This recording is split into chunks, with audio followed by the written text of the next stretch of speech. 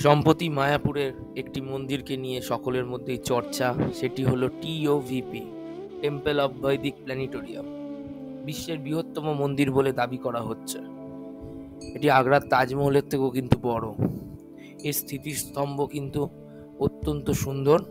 সাধারণ মানুষদের জন্য সম্প্রতি কিভাবে কি কাজ হচ্ছে দেখার সুযোগ রয়েছে। প্রতিদিন দুপুর 12টা ও বিকেল 5টা নাগাদ আপনারা এটা দেখতে পারেন মাত্র 50 টাকা ডোনেশনের মাধ্যমে। আমিও চলে গেছিলাম এর ভেতর কি আছে দেখার জন্য। বৈদিক প্ল্যানেটোরিয়ামে বৈদিক কসমোলজি ইনস্টিটিউট থাকবে, যা মহাবিশ্বে বৈদিক বিবরণ নিয়ে গবেষণা করবে এবং আলোচনা করবে।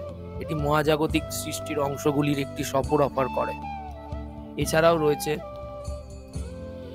মন্দিরটির থেকে অনেক কিছু দেখতে পারবেন আপনারা। 3টে স্তম্ভ রয়েছে, নরসিংহদেবের বা নৃসিংহদেবের মন্দির রয়েছে, থাকবে প্রজেকশনের মাধ্যমে সুন্দর একটি ডিসপ্লে।